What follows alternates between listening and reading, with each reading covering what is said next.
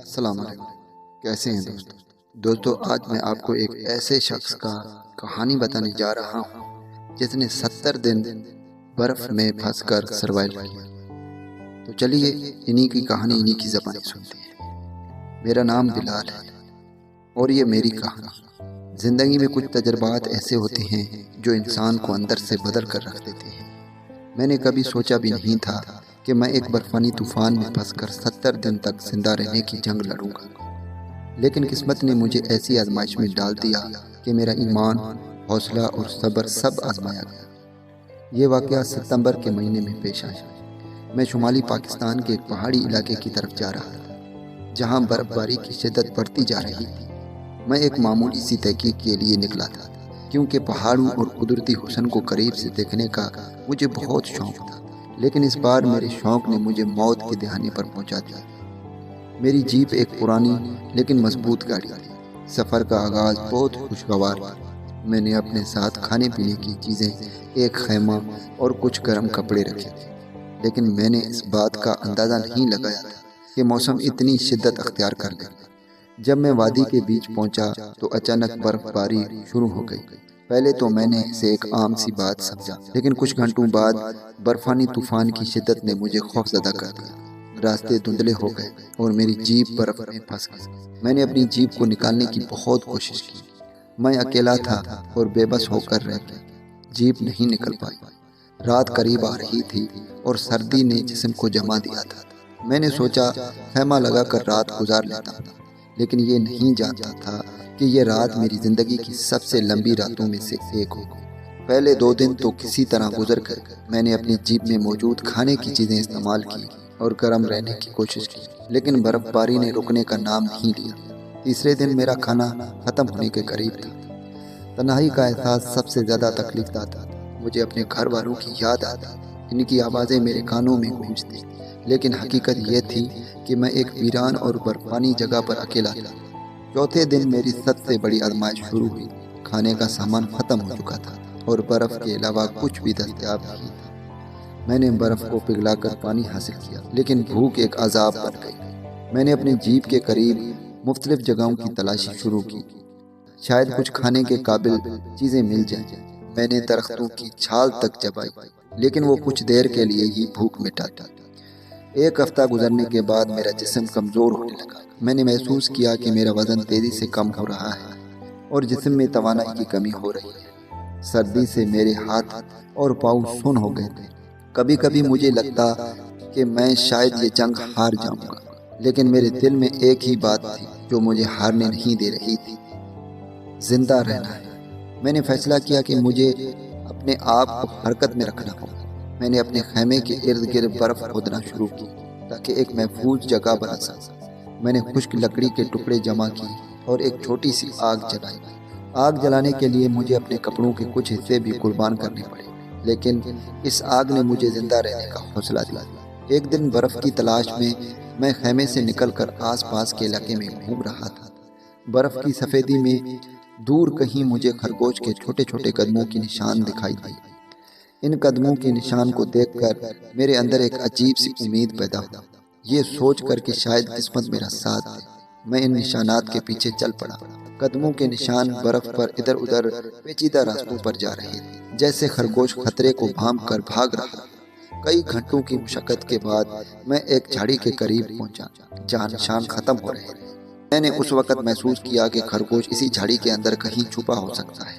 میرے پاس کوئی پیشہ ورانہ شکار کا سامان نہیں تھا، لیکن میں نے اپنے موجودہ چیزوں کا استعمال کرنے کا فیصلہ کیا۔ میرے جیب کے اندر ایک پرانی رسی پڑی تھی جسے میں نے جال بنانے کے لیے استعمال کیا۔ جال کو ترتیب دینا آسان نہیں تھا کیونکہ سردی کی شدت سے میرے ہاتھ سن ہو چکے تھے، لیکن میں نے ہر ممکن کوشش کی۔ میں نے رسی کو جھاڑی کے اندر پھیلایا اور اس کے درمیان ایک چھپا ہوا کانٹا لگایا تاکہ جیسے ہی خرگوش نکلے وہ جال میں پھنس جائے۔ اس دوران میں جھاڑی سے کچھ فاصلے پر برف میں چھپ کر بیٹھ گیا۔ یہ انتظار شدید میری زندگی کے سب سے طول گھنٹے تھے۔ سردی بڑھ رہی تھی اور میرا جسم تھکن سے ڈال ہو رہا تھا، لیکن میں نے ہار نہیں مانی۔ کئی بار میرا دل چاہا کہ میں واپس چلا جاؤں، لیکن بھوک کی شدت مجھے روکے رہی۔ تقریباً 3 گھنٹے بعد میں نے ہلکی سی حرکت محسوس کی۔ خرگوش جھاڑی سے باہر نکلا اور جیسے ہی وہ جال کی طرف بڑھا، رسی کھنچ گئی اور خرگوش جال میں پھنس گیا۔ جب میں نے خرگوش کو جال میں پھنسا ہوا دیکھا تو میری خوشی کا کوئی ٹھکانہ نہیں تھا۔ یہ خرگوش میرے لیے کسی نعمت سے کم نہیں تھا۔ میں نے فوراً جال کو مضبوطی سے پکڑ کر خرگوش کو آزاد ہونے سے روکا۔ وہ چھوٹا سا جانور زندگی کی جنگ لڑ رہا تھا، لیکن میں جانتا تھا کہ یہ جنگ میری بقا کے لیے ضروری ہے۔ خیمے میں واپس پہنچنے کے بعد میں نے خرگوش کے گوشت کو صاف کیا اور جیپ سے کچھ بچا ہوا ایندھن نکال کر ایک چھوٹی سی آگ جلائی۔ آگ جلانے کے لیے مجھے اپنے خیمے کے ایک پرانی چادر کا حصہ قربان کرنا پڑا۔ میں نے گوشت کو ایک لکڑی کی سیخ پر لگا کر آگ پر بھونپنا شروع کیا۔ وہ خوشبو، وہ گرمائش اور وہ امید کا احساس آج بھی مجھے یاد ہے۔ یہ خرگوش میرے لیے زندگی کا پہلا شکار تھا، لیکن اس نے مجھے بہت کچھ سکھایا۔ اس کے بعد میں نے شکار کے لیے مختلف تکنیکیں اپنائیں۔ میں نے سیکھا کہ جانوروں کے قدموں کے نشان کیسے پہچانے جائیں اور ان کے ذریعے شکار تک کیسے پہنچا جائے۔ میں نے اپنے جال کو بہتر طریقے سے بنانے کی کوشش کی تاکہ شکار جلدی پھنسے۔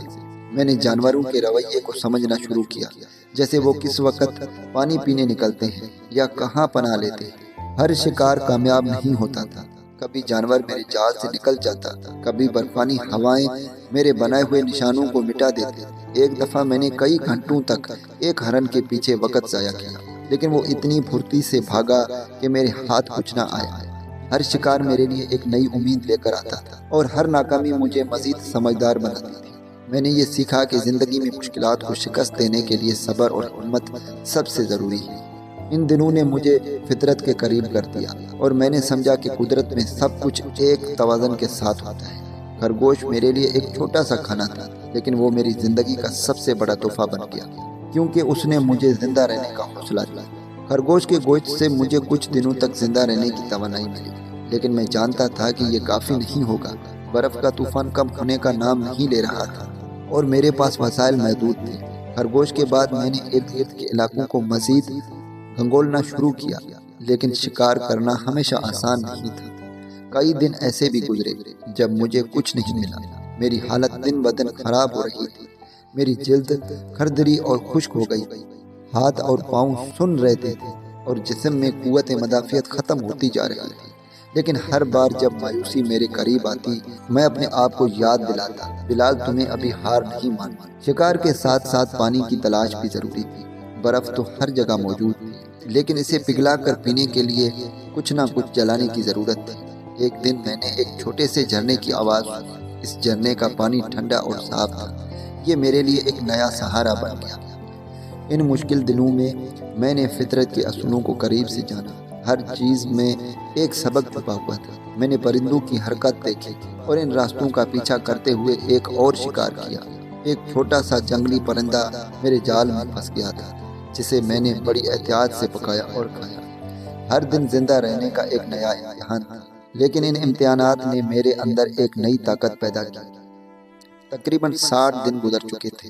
اب میری حالت ایسی تھی کہ میں لمبے فاصلے تک چلنے سے قاصر تھا۔ میں اپنے خیمے کے قریب ہی رہتا، شکار اور پانی کے لیے چھوٹے چکر لگاتا، لیکن ہر رات مجھے یہ فکر ستاتی کہ شاید یہ میری آخری دن۔ ایک دن دھند اور برف کے بیچ میں مجھے کہیں دور کچھ حرکت نظر آئی۔ پہلے تو مجھے یقین نہیں آیا، لیکن جب قریب سے دیکھا تو وہ ایک چرواہا تھا جو اپنے بھیڑوں کے ساتھ آ رہا تھا۔ چرواہے نے مجھے دیکھا اور فوری میری مدد کو پہنچا۔ اس نے مجھے اپنے ساتھ ایک قریبی گاؤں لے جانے کا وعدہ کیا۔ وہ میری حالت دیکھ کر حیران تھا کہ میں ان سخت حالات میں اتنے دن کیسے زندہ رہا۔ گاؤں پہنچنے پر مقامی لوگوں نے میری مدد کی، مجھے کھانے کو دیا، گرم کپڑے پہنائے اور آرام کرنے کی جگہ دی۔ وہ لمحہ میری زندگی کا سب سے سکون بخش لمحہ تھا جب میں نے اپنے آپ کو محفوظ پایا۔ آج جب میں یہ کہانی آپ کو سنا رہا ہوں تو میری آنکھوں میں وہ دن یاد آ رہے ہیں۔ یہ 70 دن میری زندگی کے سب سے سخت اور یادگار دن تھے۔ ان دنوں نے مجھے یہ سکھایا کہ زندگی میں مشکلات آئیں گی، لیکن اگر انسان کے اندر حوصلہ اور ایمان ہو تو وہ ہر مشکل پر قابو پا سکتا ہے۔ فطرت ایک استاد کی طرح ہے۔ اس نے مجھے سکھایا کہ وسائل کی کمی میں بھی جینا ممکن ہے اگر انسان اپنے دماغ اور دل کو استعمال کرے۔